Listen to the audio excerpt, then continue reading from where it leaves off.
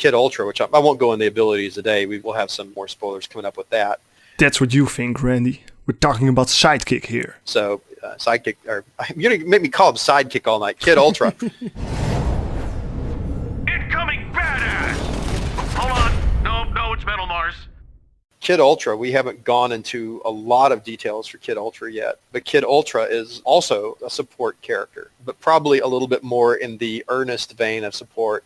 I think Kid Ultra still has some really, really cool things that he can do on attacking. Ernest, he has the egg, and then he has the thrown grenade, and then his ultimate is a minefield. Kid Ultra, which I won't go into the abilities today. We will have some more spoilers coming up with that. He'll be kind of the other side of the coin from Ernest, that he support with some attack, but he won't be a healer to the degree of Alani or Miko or even Umbra, but he'll add a little bit more of the healing back. So Kid Ultra's development name is Sidekick. Yes. Because he's a support character. Yes. Yeah. I wanted to know how he's helping the team, but you already said you are not going to tell me. I mentioned, and I'll say this because I can talk about things that we've already talked about. I mentioned in the PAX panel, his passive is an ability where if he shoots an enemy that has been recently damaged by another friendly character on his team, he does bonus damage or applies bonus effects to it. So he really is, the whole intent and design of him is to create a support character that kind of like Miko does with the Miko healing beam, really wants to stay near or around a group of characters, but has some interesting ways. We really wanted to play with the kind of the versatile amount of ways that he could support a character. Ernest can support people, but Ernest puts down support that is fixed to an area. So as long as you stay in that area, you get Ernest support. You move away from it, it does no good. Miko and Umbra to a degree can follow you around and do support all the time. And so Sidekick, that was the idea with that nickname, is we wanted to create a sidekick character, a character that was a support character that really just is heavily motivated to stick with a buddy and make them super powerful, and to derive some of his power from what other players are doing. So I think we found a really cool way to do that. And again, the same way we did with Miko, I think the triumph of Miko for me is that we were able to make a support character that has a very active play loop in a first-person shooter game. I know when I play Miko, or I actually played some Alani last night, I think she's the same way. I think a really great success of Battleborn is you play these characters and, man, you are never bored as support. It's never about, casting the one heal and then sitting back and waiting for, your cooldowns and all of that. You are always, healing this, building charges there, attaching a beam to them, stunning an enemy over there, adding a little bit of damage here, dropping your ultimate over here. There's very active loops and all of that. Same thing with, Reyna. Reyna is a pretty aggressive support character, but I love Reyna's shield ability. Every few seconds you have the ability to dramatically rescue a teammate with her overshield. I think it just speaks to some of, again, our idea of keeping that active kind of shooter play even within support characters, which in other games are more passive. That was one of the big goals of support characters in a Battleborn, was to be sure that the play loops are active and interesting, and I think we've done a really great job there. Sidekick is a different flavor of that. I think people are really going to enjoy that, especially the people who like support characters. Well, sidekicks often stand in the shadow of the real hero.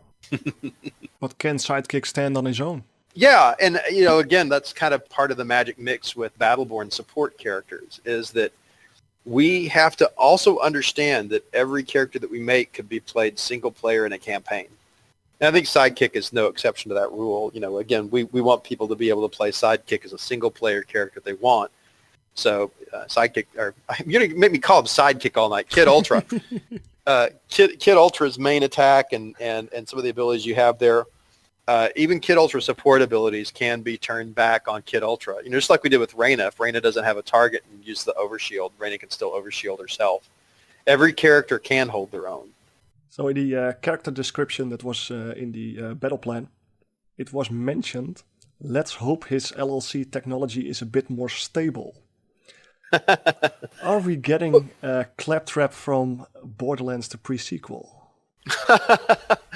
No, he's not that unstable. You know, you look at all of our unstable AI, you know, Marquis and Isaac and to a degree Nova. They're all unstable in different ways. And Kid Ultra's instability is him really more being trapped in his own cartoon world, where he still thinks that all of existence is this giant, heroic, epic battle between the heroes and villains in his cartoon. And there's some stuff in his lore that people will be able to dig in and find out more about that and get some excerpts and stuff. Those are really fun, but no, it's probably, it's not going to be anywhere near Claptrap pre-sequel.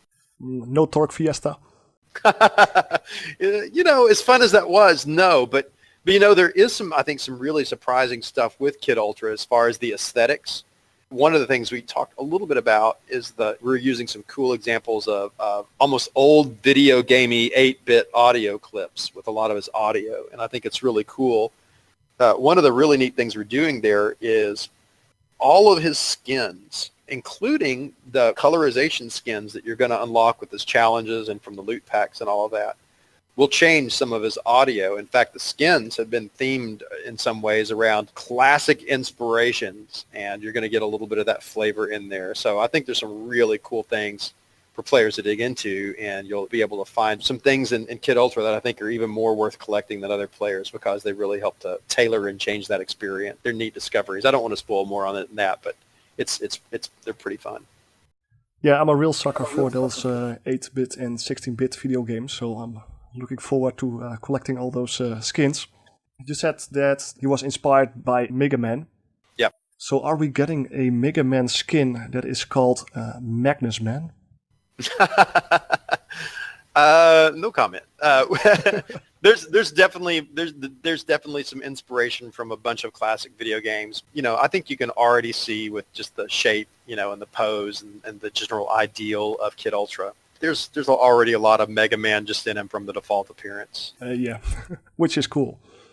Oh, I had to ask from Miss Maxi Enasni, I hope I pronounced that good, if there's going to be a Turbo Man reference.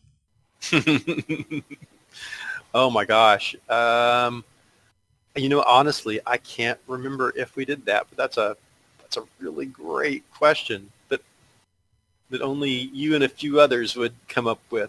That's a really good question. I don't know. I'm going to ask now. Find out. So that was a quick introduction to Sidekick, I mean Kid Ultra.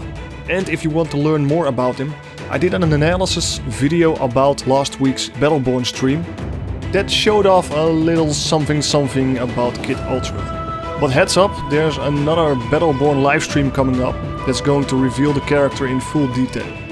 I'll post the exact date and time in the description of this video, and I'll see you soon with some more Battleborn content. Thank you.